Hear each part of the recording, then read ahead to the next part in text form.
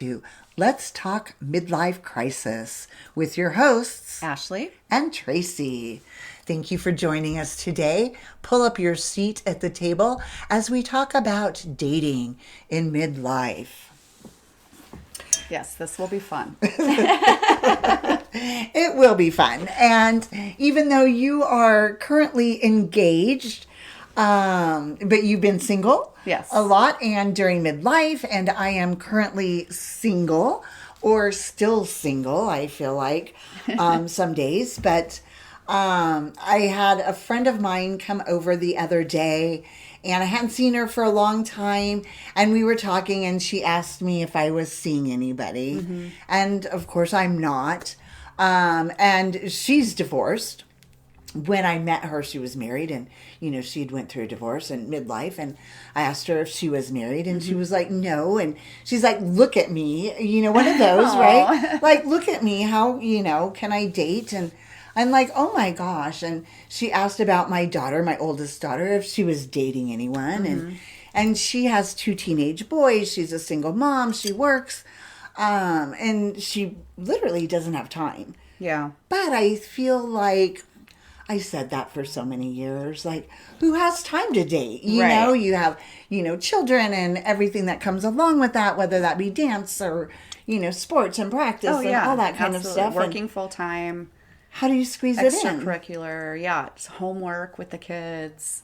Just the daily routine is very time consuming. So it is hard to find time for yourself, and especially for other people that you may or may not really care about. You're trying to get to know people, and taking that time is really something you kind of have to force yourself to do if you want to put yourself out there, right, and potentially find a partner. So, and I think you just hit the nail on the head with if you want to put yourself out there, right? Because right now I'm not in not in the mood. And that sounds funny, but I'm just like not in the mood. I would rather sit home and stream TV shows than try to date. And oh my gosh, I feel so old when I say this, but seriously, I can't do dating apps. I just can't do dating apps. I don't get it. I don't have the patience for that. And honestly, it kind of scares me. My kids do it, and so far, thank goodness, they haven't had, anything bad happen. Right. But you hear horror stories, but then you also do hear a lot of people that get married and, you say, where'd you meet? Oh, we met on a dating app. So, everybody does but now. That's mind-boggling to me. Yeah. It's crazy that this world has come to that, and people are meeting each other digitally. But they have. And there are a lot of success stories behind it. It's just, it feels wrong with every part of my being. I did it once. It was a horrible experience. I thought it was going well, and we were sitting at the bar near my house. He was attractive. We had a drink. We had good conversation, and the bartender came over, and I was ready to order another drink. Yeah, which of course I was willing to pay my own tab, right? Because we're independent, women, and we don't need a man to pick up our tab. But he waved this waiter off like it was a plane landing. Like, I have never seen anything like that before. He waved his arms and over our glasses, and I was really shocked. But I'm like, okay, whatever. So he pays the tab, which was nice, and we go to leave. I don't know. I think I gave him a hug. I don't even honestly remember.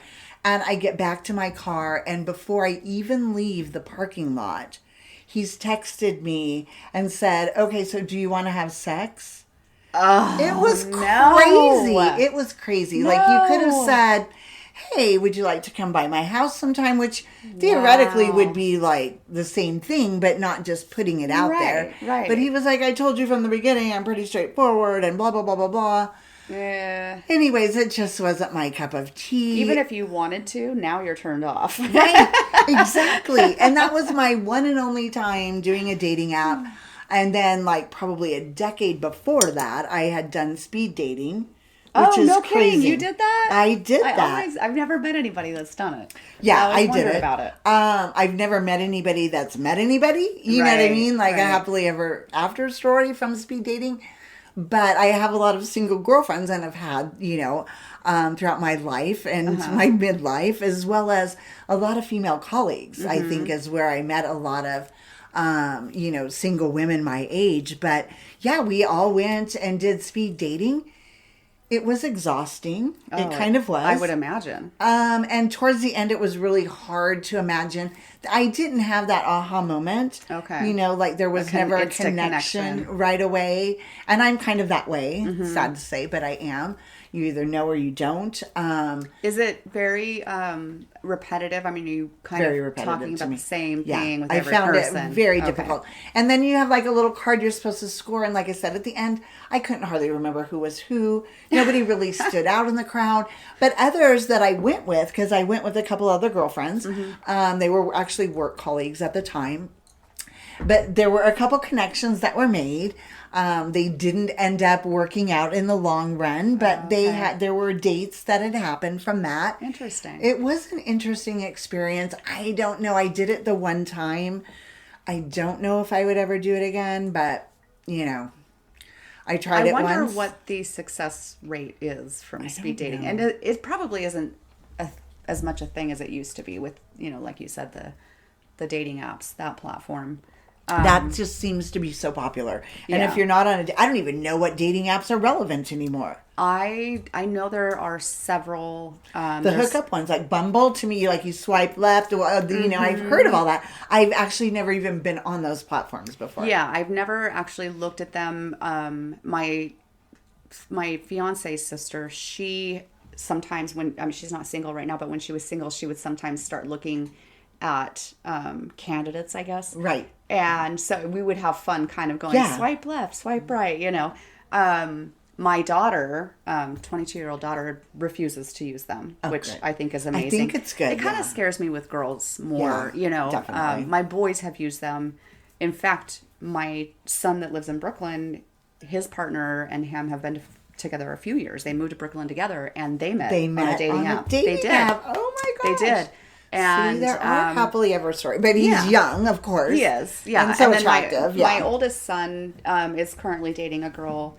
I think they've been talking for a few months. Okay, and have been dating for about a month now, and he seems to be really enjoying her. But that's one of the things I wanted to touch on is the talking. So apparently once you actually connect with somebody. And I think you have to both like each other. I don't know. I think it really depends on the app. Okay, this is going to make me sound so old because people are going to crack up and go, she has no idea what this is all about. But apparently, once you connect with somebody, you just talk to them.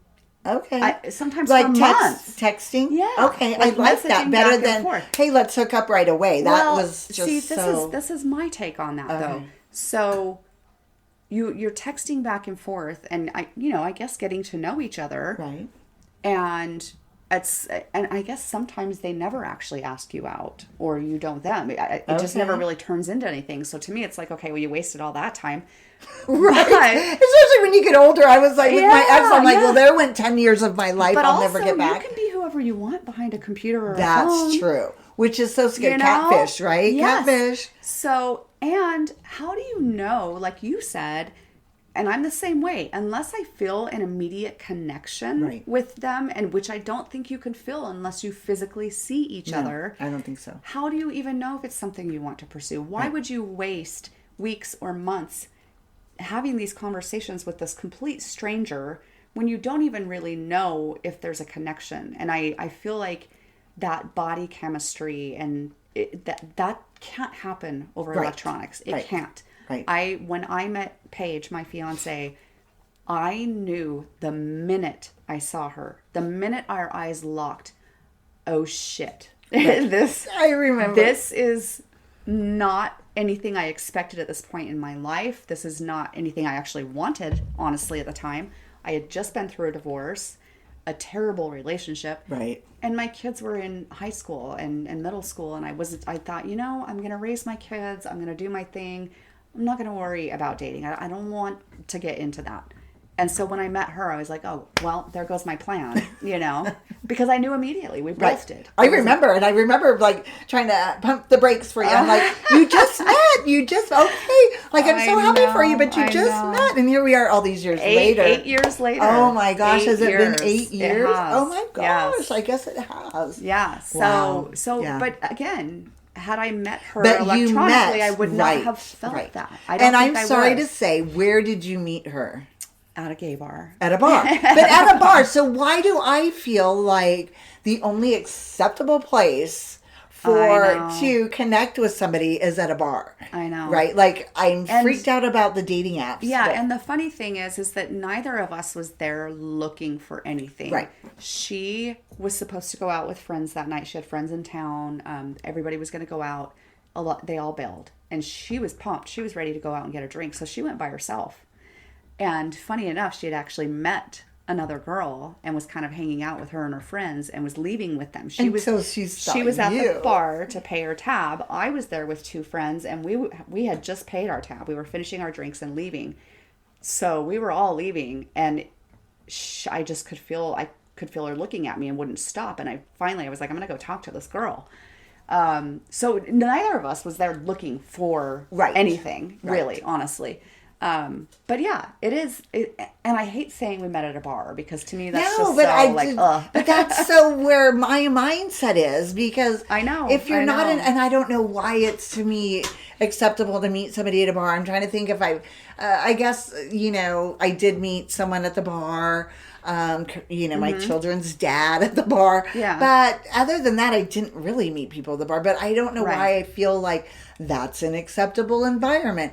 Some guy today, this morning, I was grocery shopping, and I turn around the corner, and here's this guy, and he's like, hello, and I was just like, oh, hey, and kept going, but then, he was around me. I could feel him around me the whole time. And then I heard him speaking a different language, nothing that was even recognizable to me. But I didn't know it was him at the time, but to somebody that was stocking shelves. Okay. And then I heard him saying it in English and then laughing. And then I turned around and I noticed it was him. And I'm thinking, weirdo. I think they're all weirdos. If you approach me in a grocery store, if you approach me at a gas station, I think you're a weirdo. But if you approach me at a bar, then it's not weird. Then it may not be so weird. So that's why I guess you just need to be more open to meeting people in different environments. Random places, right? I guess. And get your mindset. I think it's because it's so not even a focus for me right now. And it's not that I don't want it. I'm a hopeless romantic. And I truly believe that I will find my true connection eventually. And I'm not in any hurry to do it. Fortunately, I am self-sufficient. My children, I've raised my children on my own, no help, no support. We both know. Right. We're both in that same place. We both had those same experiences, but I don't know what's wrong with me. I'm like, Like I said, I feel like I'm not in the mood. It feels like so much energy to It is. And it's really hard.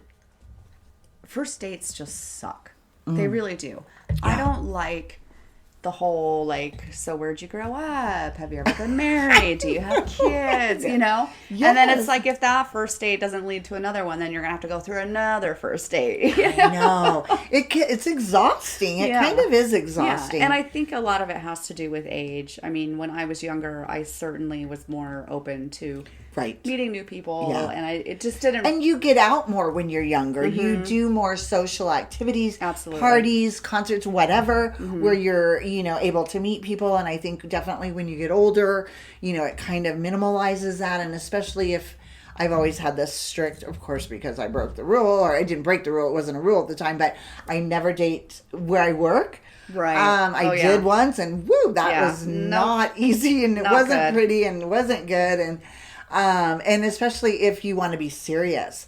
Back then, now this was late 80s, 90s, to be a serious female in the business world, being taken seriously. You didn't sleep with people. Right. You would just get that was just not good, not good. So without, and that's where I spend most of my time was at work. Yeah. So that's kind of hard to get past and find places to meet people. So that's why years ago, we all started going out on Friday nights and doing happy hour. Happy hours. Remember that? Yes. I broke up with the guy I was dating at the time, and our date nights used to be Friday, and I was good every other day of the week, but on Fridays it kind of just hurt because that was our time, and to like do a date night thing, and but I was so able to fill that void with friends, good friends, strong. And I think it was nice for all of us. You know, my kids were very busy at the time with sports and things like that, and it was kind of nice to look forward to that Friday to spend with my girlfriends and kind of get a break from being a mom for a little bit and just get out for a couple of hours and catch up, and there was no. It's not like we were going out to the club and looking for guys or anything like that. It's the neighborhood dive bar. Yeah, it was like, it's like a wonder I haven't met anybody yet, but it was the neighborhood dive bar. Right, yeah. Yeah, so maybe a dive bar isn't the best place to go, but it's comfortable and it's close, and also it allows us to drink and not have to worry about driving because it's at the corner. Around the corner. So that was one of the main things about that. But and most of the people that hang out there are in our communities. They're local, and we love our community, so it makes sense to try to find somebody that's in our own community. But there's got to be another way. And when I went to Italy, I actually signed up for an Italian dating app. But my friend that I went with wasn't into that at all. So we kind of put a kibosh to that. But I wish you would have tried it. Me too. I know. Kind of me too. And I don't like to live life with any regrets. It's not a big regret. I'm so happy that I was able to experience Italy. But I kind of do regret not, at least meeting someone, and not maybe for a hookup, which, would have been great too. Okay, yeah. But just to meet a local, and find out about, maybe the local restaurants or what to do, things like that. Yeah, you wouldn't have known about otherwise. Right. Right. Like the wine windows, which I was so happy to find. So cool. Yeah, you ring a bell, you open a door, and you order a glass of wine. A tiny little door. A tiny little door. But one of our friends, we were at happy hour last Friday, and she watches those dating shows. Oh gosh. I know.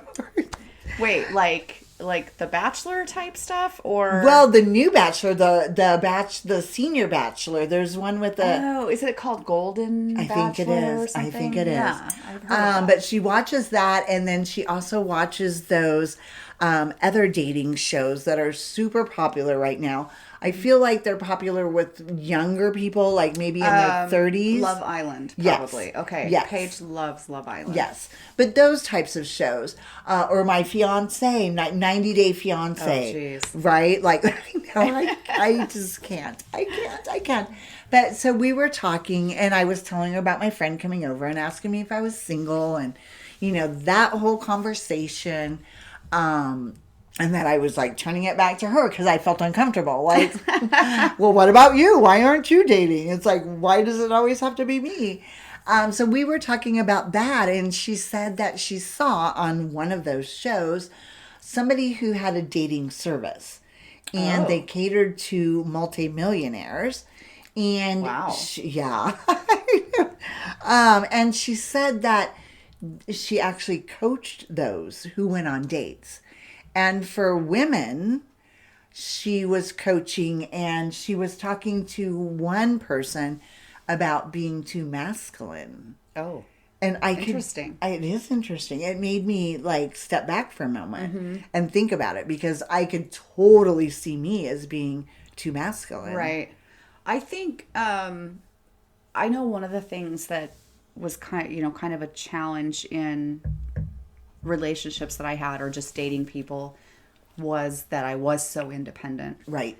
And I wasn't looking for somebody to take care of me, or whether it be financially or anything. And I think that for some people it was very intimidating. Yes. I think for most. Then I found that the ones that weren't intimidated by it, later in the relationship, I discovered, they're taking advantage of this.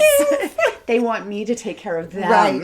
Right. Well, I have 3 children. I don't need another Another child, right? Yes.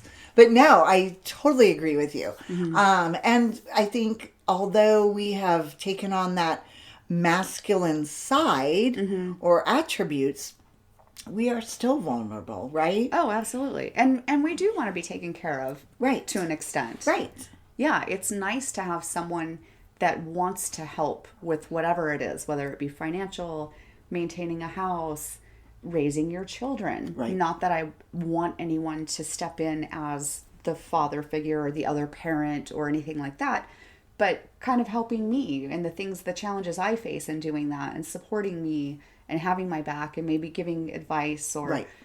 things like that. So, and that's really hard to do. And I know it's hard for them too. I can't imagine what it's like for someone, especially that doesn't have children, to date someone with children. I've dated someone else with children, Right. and that had its own challenges. I was going to say, is there ever, a perfect match? But Because that does have it. Yeah. When you do date someone that doesn't have children, it's a lot for them. Right. And I respect them for taking that on. Yes, but our children are our whole lives. Right. So I feel like they feel like they're always taking the back seat, second. which they are. And they are. Yeah, So absolutely. they And I have to be never- masculine enough to own that. and confident. And enough. confident, yes. Yeah. Yes. Yeah, and I've never been discreet about that. I've always made it very clear. My children come first. That is my priority. And that doesn't make you not a priority for me, but that comes first. If they need something, if there's something going on, like that will always take precedence over anything. Right. And some people can handle it and some can't. Paige and I have certainly had our challenges with that. It is challenging. Yeah, my kids were all teenagers when we met, which I think is actually more difficult than if your kids are little. I agree. I agree. And any issues that we've had, any arguments that we've had, early in the relationship were definitely about the children. Yeah. Absolutely. Yeah. And even still, there's times where we butt heads or have issues, but they're grown adults now, and I'm still.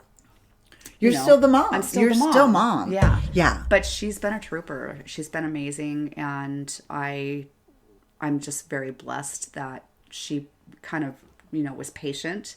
Right. And understanding. And now it's amazing. They all have great relationships with her.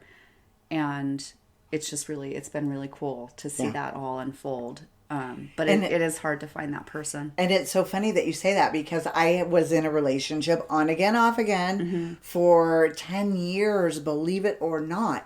And what Lala and I were talking about last Friday was at happy hour was how comfortable it was. Yes. And how easy, why it was so on again, off again, because it was just so easy to go back. It was just so comfortable, and the children knew him. Right.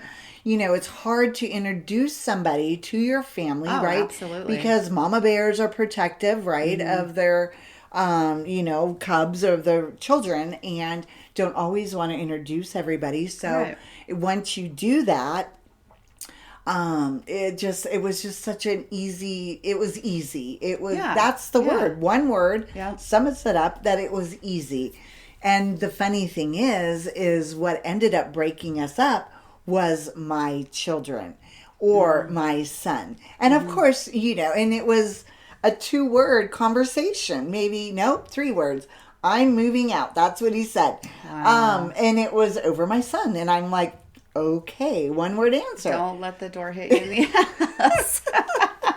Exactly. And of course, by this time, after 10 years, he knew. Right. And I knew, right. There was a lot going on.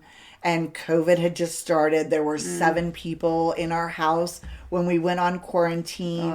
I had a 2-year-old and a newborn while I was trying to work from home. I have hilarious pictures of my 2-year-old grandson climbing up the pantry cupboards behind me while I was on a conference call.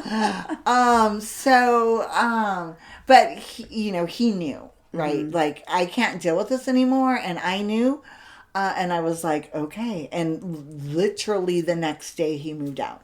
Wow. Yeah. So, and I don't have any regrets, you know? Yeah, I mean, it's really sad that, especially after that much time together, that they finally say, I can't do it anymore. Right. And it's actually upsetting to me. Like, if you knew years ago, why are we here now? Right. You know, But why it did was we go easier years ago because they were Yeah. younger, Yeah. when, Yeah. Yeah. and once they get older, and then, even mental health, there's just so many things that are happening these days. Right. And especially during COVID.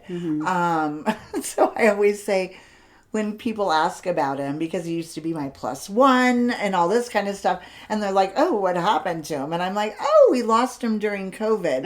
And then I see this horrifying look, like they think he passed away, and then I have to burst out laughing and be like, no, no, no.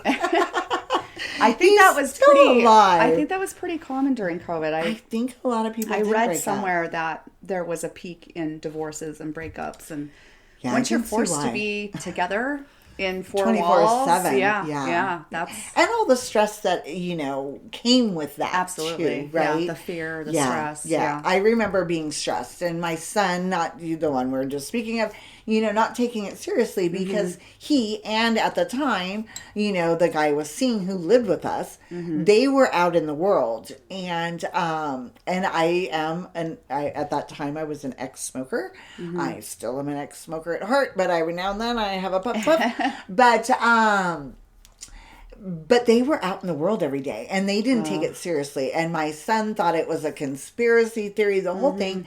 And I remember just blowing up at him one time, at my son, and being like, oh my gosh, what's it going to take for you to take this seriously, for me to die? And I was worried because I was a smoker. But the funny thing is, with COVID, in the beginning, I didn't get it. I've had it 3 times now, but all the different variants, and I think everybody at some point has had it. But in the very beginning, when we were all freaked out and like, what is happening? He just didn't take it seriously. Yeah. So anyway, so my boyfriend at that time, he was just like, I can't deal, and it's like, okay. And he'd been around for years when it was easier when they were younger. But it's okay. So now I'm trying to find that perfect, I don't want to even say perfect, but I'm a romantic. And I believe that it's out there for me. And I think my ex, one of the things that he was so threatened by was my famous line is that I haven't saved for my retirement, that I'll marry my retirement. And I think, honestly, that used to freak him out. But now I think maybe I'll marry my retirement, but maybe I'll just continue to work, because I don't know what I would do now that I work from home permanently. Absolutely. It's so much what easier. I would do if I wasn't working. With your time. Yeah, exactly. Yeah. It's not like I still can't travel. I can't, do the things that I want to do, or any bucket list items. Yeah. But it keeps me engaged. It keeps me young.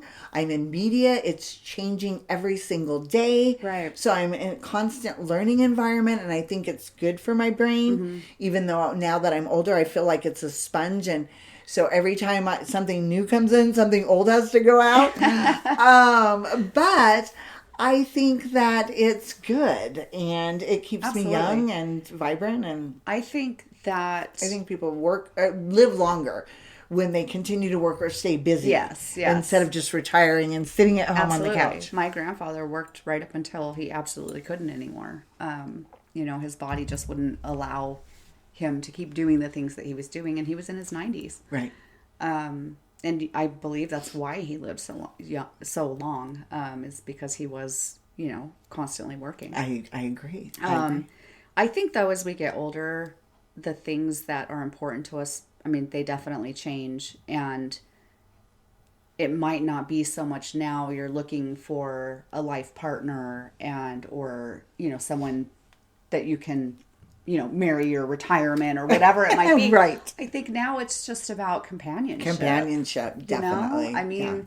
It's nice to have someone to go to dinner with. It is. That isn't just a girlfriend. I miss my plus one. I miss my plus one. You have a wedding to go to, and you take someone with you, or you want to go see a movie, or, yes, those things are fun to do with your friends. And I'm not saying that's not, the difference is that it's somebody that you have different feelings for. You genuinely care for each other in a certain way. Right. And I think that, to me, I can't imagine being single again. Right. It's God not forbid fun. I ever am. It's not fun. But I think know, that's you're what I... so lucky. You're I think so that's what I lucky. would miss Right. the most Yeah. is just having that person Right. to, to talk to at the end of the day, or to sit on the couch and watch And a that's show. just it. When I used to travel all the time, it was just nice to have somebody to text and say, hey, my flight just landed. I'm home. Yeah. Or whatever. Right. And I haven't given up hope, even though I said I'm not, and I'm doing air quotes right now, I'm not in the mood to date right now. I'm just waiting for him to fall out of the sky. Because I think a lot of women are that way too. Yeah. Like you believe, you hope, and a lot of people even pray for it. Absolutely. Well, I was But just I going to think say... you have to take steps to meet people. Yes. And if it's not online dating, what is it? I agree. But speaking of praying, I am a huge believer in manifestation. Yes. And I believe that even if you're just going along with your day-to-day activities, going to the grocery store, going to get breakfast, going to whatever it might be, you're manifesting what you want in your life, and you're doing the things that you need to do to be a better person and make things happen that you want to happen. Right. And it will. Yes. It will. You I don't totally always believe get to in that decide, as well. Yeah, you don't always get to decide when, but the universe works in crazy ways. It does work in crazy ways. And I does. think you touched on something important about timing, right? And it's not about when. And I think this would be a good time to wind down our episode for today. And next week, we can catch up on manifestation. I am a big believer in vision boards. Yes. And those types of things. So, I think that's what we're going to talk about next week. Okay, How we perfect. can manifest that perfect partner. And life, your And health, life. your And health. And is health. huge. A lot of things. Yeah, manifestation, with good health and things like that. So, Cheers to that. cheers. Please join us next week for our next episode. You can reach out to our website and click on the links for social media. Give us some ideas on topics that you guys want to hear about. We have a lot lined up, but we would love to touch on something that you want to hear about. We want to hear from you. Let's talk midlifecrisis.com. Check us out on our Facebook, Instagram, YouTube channels, or anywhere that you listen to your podcast. Thank you.